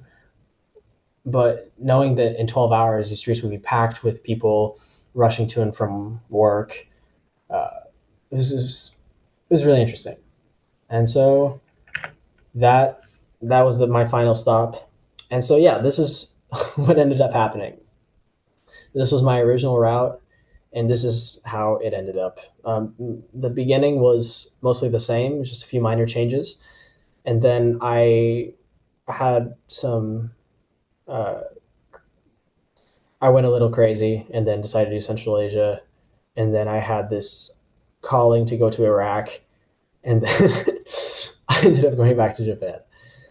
So what did I get from this trip? Well, I think that the world is a lot safer place than the media portrays. I mean, for tourists. Can you guys even see me? Yeah, you can. I think the world is a much safer place than people make it out to be on the media. That is especially true, for example, places like Myanmar. I'm saying for tourists, as long as you stay in touristy areas. I know a lot of people have died in that conflict, but it's, a lot of people warned me about going to different places, even though they haven't even been outside of the country. And I don't know, I thought it was interesting. Second, people actually want to be helpful. I guess we were taught, in our social groups and whatever, that you should just stay in your own lane. Don't bother people. Don't ask people to do things and get annoyed. High schoolers are shitty like that. But it turns out, no, I would ask for help in any other country, regardless of what language I spoke, in English or in Chinese in China. People would always greet me with a smile. They didn't care where I was from. They didn't care if I was a tourist and the implications that held of, over tourism in their country. They didn't care about any of that. They treated me like a human being. They were glad to help me, and I was glad that they helped. Next, travel doesn't have to be as expensive as you think. People ask me how much it costs, and the total expenses were between about $9,000, $10,000, but that includes, these crazy moves to and from Iraq, which that was probably maybe $1,000, $1,500. But if you go from February to and from Asia for 3 weeks, you could spend less than $2,000 maybe and live and have an amazing time. So, and finally, what I learned is that I think the U.S., I especially had this feeling when I was in China, experiencing the high-speed railway system. I thought, why is this not a thing in the United States? And I started to question. I met with a lot of European tourists, and I started to think about how my own country works, and I thought that, maybe our systems about healthcare and our infrastructure and how we treat each other in society is maybe not ideal given our stage in the world. And finally, I just want to introduce to you my YouTube channel if you're interested. I have 9 uploaded videos, 600 subscribers, and I'll be posting soon videos that I took from Kyrgyzstan and Iraq. I show you what it's like, the people who live there, and some brief commentary. I promise you I don't talk as much as I'm doing right now, but yeah, that's about all. Thank you so much for listening. Thank you very much, Alex. Wonderful talk. Okay, could you, I can do actually, stop sharing. Okay. So, thank you very much again. Спасибо. Сейчас вот вопросы уже. Вот, Григорий, пожалуйста, у вас вопрос, да, Алексею? Okay, Alex, thank you for your You can speak Russian. We agreed that questions could be raised in Russian. He would answer. Okay. Хорошо. Вы говорите по-русски, да? Говорит. Говорит, да. Ну, прежде всего, welcome back. Да. Живым и здоровым, да. Ну, хорошо. Алекс, значит, вы так смелый и креативный молодой человек, не тинейджер. Так? И, в общем, 17 стран за 3 недели – это нечто. Ну вот, может, и вы сравнивали. За 4 месяца, извиняюсь, поправка, за 4 месяца. За 4 месяца, да? 130 дней – это 4 месяца. Понятно. Так вот, вы уже сравнивали, country by country, вы сравнивали немножко, и выводы, значит, о безопасности делали вы. Но все-таки можете вы сделать такой панорамик view, панорамный взгляд на вот как-то категории стран, и в какой стране бы вы хотели бы жить подольше, какая страна вас привлекала бы? Вот такой панорамный взгляд, сравнение по странам. Ну, я думаю, что самый лучший регион по всей Азии – это Южно-Восточная Азия. Я хотел бы побыть там подольше, потому что, it's very, very fun. It's very fun. Очень много молодых людей там, с кем познакомиться. Там очень красивые, there's a lot of very, very beautiful things to see. I think Southeast Asia is, for me, the best. Какая конкретно страна или какие страны? Да, I think Vietnam. Юго-восточная, но там же много. Есть Сингапур, Лаос, Камбоджа. Я думаю, Вьетнам самый лучший. Вьетнам. Не Сингапур, да? Не Сингапур. Нет, Сингапур мне не так понравился. Правильно. Я жил 2 года. Понятно. То есть в Сингапуре вы хотели бы пожить подольше? То есть в Вьетнаме? Вьетнаме, да. Понятно. И второй вопрос. Вы имели возможность хоть где-то, я понимаю, вы были ограничены, посещать какие-то культурные, culture events? Events.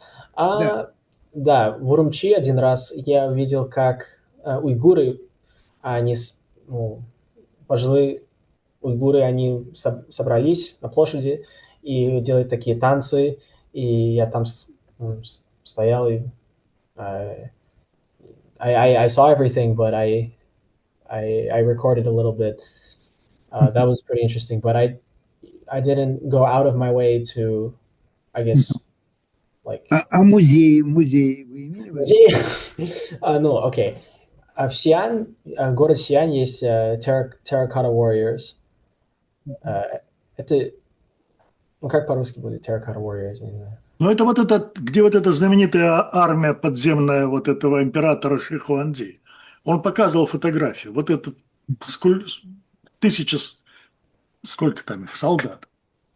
Это в Сиане. Вот самое его знаменитое место. Да, я удивлен, что вас пустили в Синьцзян. Я думал, что это закрытое место.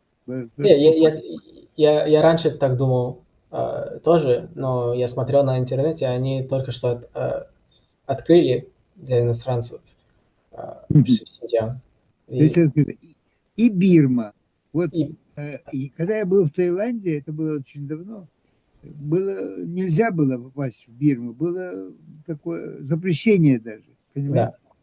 И как вы прошли, так сказать? Вы просто решили, да? Да, но я знал, что там сейчас война, но никакой там запрет ну, путешествовать там для иностранцев. Но я просто смотрел на интернете, как там попасть, и, ну, и ты пойдешь на интернет-сайт из government website, и они скажут, okay, this is how you just put this information, и через 3 дня они дали визу, просто вот так. И я сел на самолет, и там прилетал, и все, без вопросов. Все, замечательная идея, поздравляю, все. Спасибо. Спасибо. А вот я не очень понял, тут написано iPad. Кто это? Кто-то поднял руку. Я не очень понимаю, кто. И вас не видно. И надо unmute. Камеру поправьте, пожалуйста. Тут теперь сейчас сделаю, чтобы было видно. А почему? Разве не видно? Да, я лица не вижу и не знаю, как вас представить. Можно представить... Нет, это говорит Углов, Саша. Но подожди, а почему я не вижу? Ну так, Саша, я же знаю. Но почему камера не работает? Вот я хочу это тоже понять. Я не знал, что она не включена. Подожди, сейчас я перейду. Просто она показывает только лоб. Да? Подожди секундочку. А вот так? Вот так. Вот это другое дело. Все, сейчас нормально. Понял, да, все, понял. Все, да, Саш, пожалуйста. Ага, ну хорошо. Совершенно замечательный доклад, замечательный вообще рассказ. Спасибо. Значит, у меня таких парочку вопросов странных, может быть. Не захотелось ли где-то, ну так, всерьез пожить? Там, Китай, учитывая, что у вас склонность к китайскому языку, или, ну так, пожить, я имею в виду не как турист, а что-то вот там совершить или натурализоваться. Да. Я подумал об этом, и я думаю, что в Азии нет, потому что культура, я не хочу жить в стране, какой культура совершенно разные, чем с кем я родился. Было бы, может быть, неплохая идея. Завели бы там 7 детей, так сказать, ну, как-то натурализовались бы. Там, по-моему, так вот люди приезжали из Америки и как бы оставались там. Вы слышали про такие случаи? Да, но я встретил одного парня в Китае, что он переехал 15 лет назад в маленький город в Китае. И да, он сейчас, у него есть дети, и жена там, и все, да, натурализован. Но я думаю, что я бы одиноко очень чувствовал. Я понимаю, да, нужны друзья там и все. Но не почувствовали вы, находясь там, что Китай – это наше будущее, нет? Вот особенно вот в этом городе, вы сказали, 20 миллионов там, и все крутится, вертится, и что вот скоро что не скоро, может быть, Америка уже отстала, может быть, безнадежно, но когда-то, может быть, мы как-то угодим вот в этот мир, или это не будущее? Иногда я так чувствовал, но в таких городах, да, в Чончин и в Чангду, да, я так чувствовал. Но когда ездите на поезд, и вы смотрите окно, и вы видите, да, на поселки и пригороды, они совершенно не так хорошо они живут. Ну, понятно, так сказать, более отсталые, ну, какие-то такие не очень развитые, да?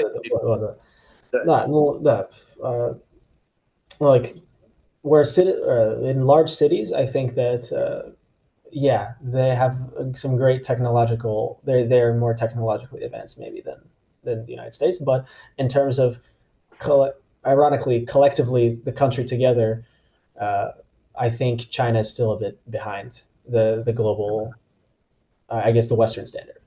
But still, it's like close to a miracle what they did within like 50 years. Oh, for sure. If you take into account It's a how miracle. quickly, yeah, it is.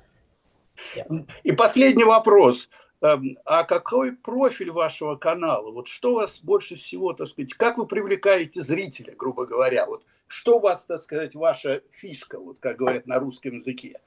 Что ваша особенность вашей, так сказать, вашего канала? Как вы думаете? Я понимаю, что это может быть только начало, но вот что вы думаете? Вперед.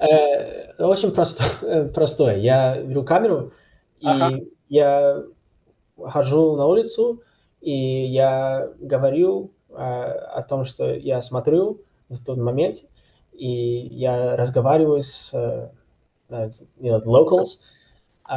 Очень много я ем. I eat a lot of food and these things. I just try to make it a day in the life of maybe a tourist who wants to visit there. It's not very fancy, but... И вы это показываете в канале, да? Да. Ага, ну это замечательно. Просто, я не знаю, вы, может быть, знаете, вот я как-то наткнулся на одного молодого человека, ну, то есть я прочел про Нью-Йорк Таймс, который создал канал, и знаете, чем он занимается? Он живет в Нью-Йорк-Сити. Он выходит на улицу, подходит к случайным прохожим и говорит: вы не покажете мне вашу квартиру? Или они живут в доме, вы не покажете мне ваш дом? И он, значит, написал следующее, что когда он подходил, человек подходит к незнакомым людям и просит их привести к ним в дом и показать, как они живут. Короче, у него было первых, там, не помню, он написал 50 или 60 попыток безуспешных. Но потом как-то иначе переформулировал свой вопрос. Его там пригласили в один дом, второй. Теперь, знаете, теперь у него просто создана целая команда. У него не просто там свой channel. У него там еще 10 employees, потому что непрерывно идут запросы, люди счастливы, люди тащат его к себе в Нью-Йорке, и он ходит и делает такие интервью, показывает дом, люди рассказывают о том, как они живут, и он это выкладывает у себя на канале. Я не так могу. Ну, я просто вам рассказываю, heads up. У вас все впереди, все впереди. Просто такая идея, знаете, вот просто... Да, интересно, да. Необычно просто. Удачи. Да, Саша, эта идея имеет самое прямое отношение к путешествию по Азии. Хорошо. Спасибо. Лео, пожалуйста. Да, unmute. Ага. Да, все, слышно вас. Я посмотрел несколько твоих видео, и почти в каждом кадре ты там. Так кто снимал это, я не могу понять. Это я. Но Ты сам себя снимал? Да, у меня есть такой штук, селфи-стик называется. Я не знаю. Стек такой. Да, длинная штука. Да. Там это не видно. У меня такая тоже есть иногда. Я делаю. Но уметь надо, Лев, да. Да. Окей. И что-то еще хотел спросить. Ну ладно, пока все. Спасибо. Этот вопрос меня тоже. Я не сразу это понял. Но потом сообразил. Мириам, пожалуйста. Unmute. Да. Очень приятно было выслушать про ваше путешествие. Могла пропустить в связи с тем, что английский работать перестала 18 лет назад, и английский немножечко стал хуже. Вопрос первый. В Японии в каком месяце вы были? Ну, знаете, Не в феврале, когда цветет сакура? Нет, к сожалению, нет. Это сказочное, это просто сказочное. В этот пик, когда цветет сакура, семьи выходят в выходной день и проводят этот день. Это там сказка. Да. Вопрос по поводу таких развлечений, как в Таиланде. Вы не пытались кататься на слоне, на слонах? Нет, не видел. Что Эта экзотика тоже достаточно интересная. В Эмиратах по барханам на машинах со сдутыми шинами очень и очень захватывающее впечатление. В общем-то, Азия, конечно, полна всяких неожиданностей и интереса. И было очень интересно вас послушать. И вот, кстати, в Малайзии эти 3 религии, и интересно отдельно видеть эти самые темплы индусов, видеть Китай, все 3 религии. И интересно, там получается так, что выходцы из Индии в основном лоеры и врачи. Выходцы из Китая, они занимаются технические инженеры, а малайцы – это государственные всякие учреждения. Да. Вот такое разделение тоже интересное. Вот Да. такие впечатления. Хотела чуть-чуть поделиться тоже. Вот так. Спасибо. Спасибо большое вам. Было Спасибо. интересно вас послушать. Я пока не вижу людей, поэтому... подождите, вот. Хорошо. Ростислав, давайте только лицо опять же. Лицо у меня не получится, я сейчас с коннекшеном плохим. Ну, во-первых, большое спасибо за presentation, то есть your personal notes, pictures. I've never been to Brunei. I feel sorry. I've been to Singapore. I have family there, but I've never been to Brunei. Maybe that's a place to go. Вот, во-первых, я просто скажу, что из личных впечатлений я тоже очень люблю путешествовать, что пока у вас есть возможность путешествовать молодым, путешествуйте.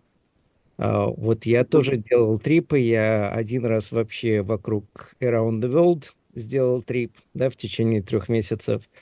Но вот сейчас я просто уже не поднимусь на такое, да, то есть у меня уже, я не старый человек еще, да я уже в том возрасте, когда вот что-то такое я уже не сделаю. То есть мне нужен комфорт, мне нужен хороший, так сказать, отель и прочее, а вот я очень рад, что в молодости я вот делал такие вещи, которых примерно такие, о которых вы рассказываете сейчас, да. Что меня немножко удивило в вашем рассказе, это то, что, например, ну, почему вы, скажем, не съездили в Бутан, хотя находились совсем рядом, и это одно из таких мест, куда попасть трудно. И вот я в своих путешествиях, как только я оказывался где-то, куда вот типа Бутана, да, можно попасть, я там ни разу не был. Но я имею в виду, что вот вы куда-то приезжаете, а рядом необычный destination, я обязательно в этот необычный destination ездил. Почему? Потому что, ну, как бы opportunity, вот оно появилось, дальше непонятно, когда в жизни будет такое окно или нет. Это одно замечание. А второе замечание, вот мне лично, то есть, ну, во-первых, по Японии я с вами согласен, понять, как работает их железная дорога, одно из самых сложных. Но если вы поймете, как она работает, вы поймете, что по Японии путешествовать очень дешево. Что там можно буквально там в районе $30 съездить из одного города в другой, пересаживаясь на электричках. То есть не на шинкансене, а именно на электричках. Но очень запутанная система железнодорожная, да. Вот. Но я что хочу сказать, в моем случае, да, то есть мне, в принципе, приезжая в какую-то страну, требовалось, как правило, 2 недели, чтобы начать потихоньку понимать, как и что там обустроено. То есть вот просто походить по улицам, да, то есть там походить, покушать в тех местах, где кушают местные люди, да, то есть там просто понаблюдать, куда они ходят. И вот где бы я ни был, какая бы маленькой страной ни было, то есть, в принципе, требовалось именно недели 2. Вот те же самые Эмираты, да, то есть вот Дубай. В Дубае тоже через 2 недели вы совершенно по-другому на него начнете смотреть. И вы поймете, что там есть и глубина. То есть обычно все говорят, что это очень, так сказать, поверхностный город, да, то там куча экспатов, ничего нет удобного. Но вот вы поживите там некоторое время, поделаете то, что делают местные, да, то есть как бы вот, и он для вас раскроется. То есть вот это единственный недостаток такого вот быстрого путешествия. То есть вот было ли у вас из всех тех мест, которые вы посетили, было ли у вас чувство, что вот где-то вы недостаточно были, чтобы вот именно, а, как это сказать, начинать потихоньку воспринимать это как свое? Вот Да, да, вопрос. да. Ну, честно говоря, если путешествовать по all of these countries, столько стран, только в Китае я чувствовал, что, окей, I kind of understand how things are here. Honestly, also Vietnam too. I think Kitai, I spent 4 weeks, and then Vietnam 3 weeks. But I mean, other than that, I still felt like I'm getting used to what's going on, and then I would go to another country. Sorry, I'm responding in English, but for me it's easier. But No, that's not a problem. But speaking about China specifically, were you actually in areas when Mandarin was not the language, like in the south of China, for example, there are Sinitic dialects that have nothing to do with Mandarin? You can read everything, right? But you can't really understand a single word of what they're saying, right? only in Hong Kong, but Urumqi. Urumqi, actually, some people don't even speak Chinese. They I see. only speak Uyghur. Yeah, but Hong Kong is a perfect example because for a Mandarin speaker, it's Xianguan. Xiangguan. Yes, because the two characters, one means fragrant, the other means harbor, right? The Cantonese pronounce them completely differently. All right, спасибо большое. Спасибо. Спасибо. Да, Элиезер.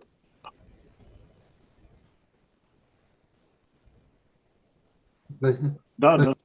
Замечательно, это главное, замечательная жизнь у вас. Вы упомянули Узбекистан, Самарканд, не упомянули Бухару. Что-то осталось от еврейской бухарской культуры в Узбекистане? Узбекистан? Ну, мой папа сказал мне, что да, там маленький был комьюнити в Бухаре. Но я, честно говоря, не видел. Но кроме одного человека я видел в аэропорте, я видел ортодокс, как в Израиле почти, они how they dress. I saw one man like that. Но кроме этого человека, по-моему, есть, но это hard to find, probably. Лезер, я могу 2 слова добавить. Я почти год жил в Бухаре в 99 году. Я там был небольшого размера начальник. И поэтому местные бухарские евреи приходили ко мне с просьбами. И они мне все показали, что там оставалось. По их словам, в то время, в 99 году, оставалось на месте где-то человек 200-300 евреев бухарских. А остальные уехали. В основном они в Нью-Йорке сидят. Вот там, где Ямайка и так далее. А мы, говорит, остались за кладбищем следить. И я был на этом кладбище. Следят они за ним бесподобно. Там есть некоторые могилы где-то 11-12 веков в хорошем состоянии и так далее. Так что я думаю, там это самый причем центр города, напротив бывшего обкома партии. Поразительно, что это не разрушили и так далее.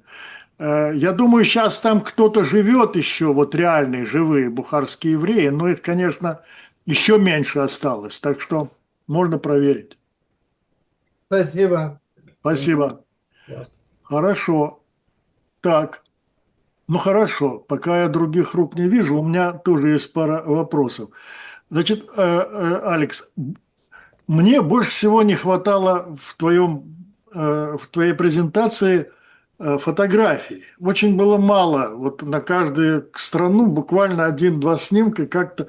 Я понимаю, что можно, конечно, в энциклопедии все это найти, то есть в Википедии или где-то еще найти, но тем не менее. Скажи, пожалуйста, поэтому на словах. Вот какие здания, где, в каких городах, какие темплы, что тебя поразило больше всего? Потому что из твоего видеоряда не было видно, вот что там красиво. А там масса красивейших вещей. Больше всего был в Бирме. Бирма? Да, в Бирме. Это темпл, храмы. Ага. Вот тот самый Баган, который я сказал. It's like a field and then just a sea of just temples that are like 700 years old. But like out of stone. They're not like golden ones, but out of stone. That was very good. Did you put a video about Burma or not yet? Yeah, I have two. So I can see it over there, right? Yes. Okay, Burma. Nice, because I know that absolutely beautiful pagodas and temples are in Thailand. Have you seen the statue of the Golden Buddha in Bangkok? No? Yeah. You've seen it. Okay, so respectively you saw many other things around because, there are the whole park of pagodas in Bangkok, etc. Absolutely beautiful. Окей, это был первый вопрос. Второй. А вот в Тайване ты был в мавзолее Чан Кайши? Да. Вот как? Да, есть доклад у меня, фотографии, да. Да, вот мне показалось, но это было быстро, я не был уверен. Это вот оно и есть, да? Он так сидит. Да, хорошо. А вот общее впечатление, что китайцы в своей массе довольно грубо так себя ведут. На улицах и так далее. Ты с этим согласен? Да. Это не так, как здесь вот в Америке, иначе, да? Нет, они плевают на улице. Плюют? Ага. Да. И они что, не так приветливы, not that friendly? Вот он Нет, но если вы начнете говорить на китайском, они очень рады, что... Да, это большая редкость, я понимаю, да. Да. Но в целом есть ощущение, что они не так себя ведут, как, например, в Японии. Да, это совершенно разные. Совершенно разные люди, да? Да. Окей. Когда ты был в Камбодже, Камбоджа, ты был вот какие-то места, связанные с Пол Потом, вот с режимом красных кхмеров? No, I actually chose not to because I thought that I almost didn't want to feel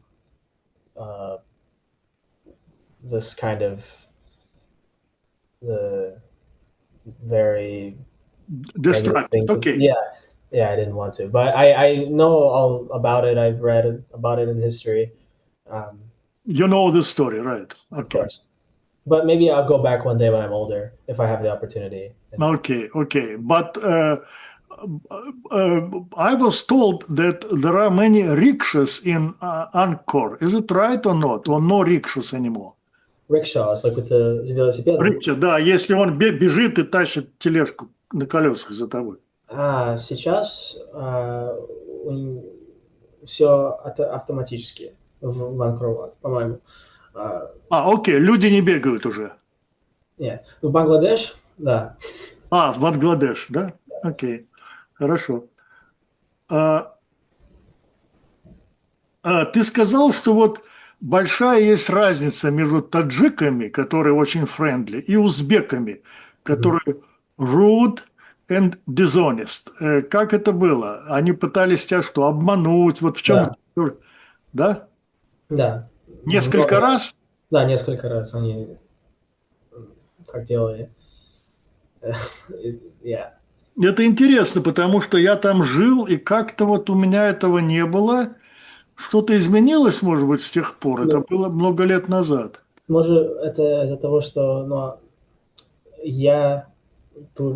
они знают, что я иностранный турист. Это да, понятно. Из Америки. Не из России, не из бывшего Советского Союза. Ну, я совершенно другой, и они поэтому могут get some money out of it. Да. Хорошо. А вот как японцы обходятся without trash cans? Они что, какие-то пакетики с собой носят?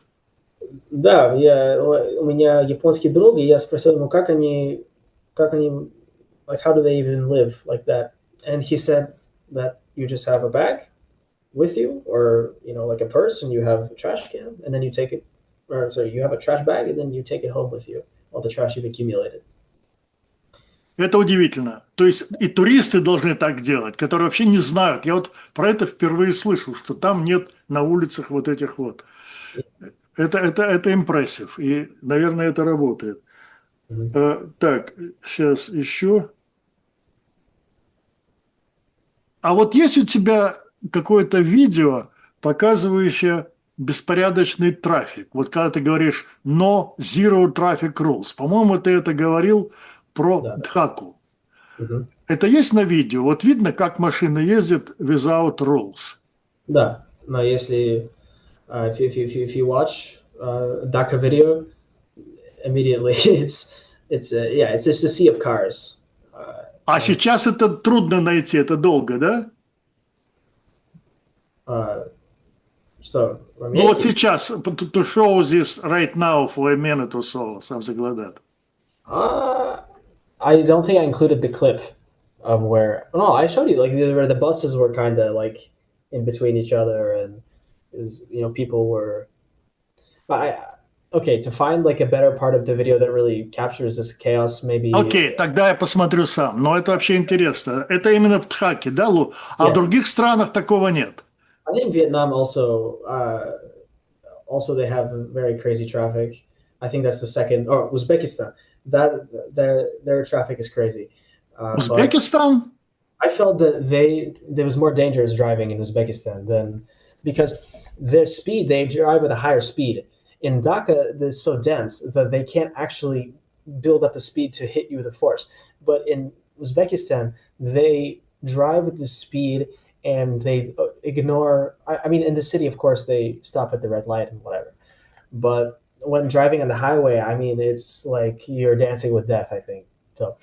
It's interesting because, again, I didn't notice that in Uzbekistan when I lived there. I see. Okay, это all my questions. Thank you very much. Элиезер, вы хотели опять, да? Элиезер? В Пномпене, как и в Будапеште, я видел два жутко бескомпромиссных антикоммунистических музея. Там было показано, что вот если тебя секут, то ни в коем случае не должен кричать. И, по-моему, из 2000 человек, которые прошли через тюрьму в Пномпене, осталось живыми только 7. И никакого компромисса, никаких положительных воспоминаний у них о Пол Поте нет. Вот. То же самое в Будапеште, то же самое. Вот. Что касается трафика, то где-то можете найти в моем фильме в Сайгоне, где сплошное движение. Это очень любопытно. Окей, спасибо. Я чуть не понял. Ну, вопроса нет, это комментарий такой. Из-за того, что в Пномпене очень резкий антикоммунистический бескомпромиссный музей в тюрьме. Бывшей тюрьме, где была когда-то французская школа. Интересно. Тебя секут, тебе абсолютно категорически запрещается кричать. Детей разбивали головой об стену. Что-то невообразимо жестокое. Окей. Хорошо, спасибо. Вот. Ну, хорошо. Хорошо, что, я больше не вижу вопросов. Алекс, огромное спасибо, это было очень интересно. Конечно, хочется еще задавать вопросы, но мы посмотрим видео. Ты будешь добавлять видео новые, да, еще туда? Да. А сколько стран будет? Вот. Кыргызстан и Ирак. И это все? И на этом будет конец? Нет, я буду делать I'll do like a mix of new, like of Ага, clips that I didn't include in other videos to make ага, more ага, content. ага, понятно. Yeah, I'll try. Хорошо. Алекс, огромное спасибо, очень здорово. Ты молодец. Я искренне тебе завидую. Как мы уже тут пошутили, мне написал один человек, вот и Лезера написал, хороший пост. Он говорит, мы сейчас в 81 год имеем куда больше возможностей, чем раньше в 18. Но, понимаешь, тебе повезло, что ты в 18 лет имеешь такую возможность, так что нам только остается за тебя радоваться и советовать нашим уже внукам повторить то, что ты сделал. Хотя это, конечно... Еще последний самый вопрос. Ты мне говорил как-то, что ты не чувствовал себя нигде в опасности, ни разу за все время, да? Ни разу. Вот это удивительно. А как ты менял билеты по ходу? Вот я забываю все спросить. Когда ты решил поменять свой план, ты просто брал билеты и все там на месте? Да. Это не было проблем. Теперь последний, вот тоже мой такой общий вопрос. А как ты снимал вот эти hostels или отели, whatever it is? Ты старался недорого, но в центре города, так что ли? Да, booking.com, все есть. Так, did you do it on a place or originally? То есть, or you planned everything in advance? No, the day before usually. Originally? No, like the day before. Day before. То есть, вот ты летишь в самолете, у тебя уже, ты знаешь, куда ты ночью должен приехать? Mostly, usually. Иногда, когда прилетаешь в новую страну, они хотят знать, где будете ночевать. Да. Если они хотят знать, я снимаю хостел. Если нет, I don't bother until I get there. А ты в этих хостелах все время жил один в комнате или не обязательно? Нет. Usually 8 people. 8 people. То есть ты старался to minimize the price, right? Ну, дешево старался все делать. Yeah. People. Ага, окей, понятно, да. Ну и все время, это, видимо, было недорого, я понимаю, да. Окей, молодец. Еще, Стан, пожалуйста. Спасибо. Да. Очень интересно послушать. И, естественно, такой вопрос. Крупные путешественники по миру, проезжавшие много стран, часто писали дневники, кроме фотографий, некие, даже не мемуарные. Если у них было хорошее чувство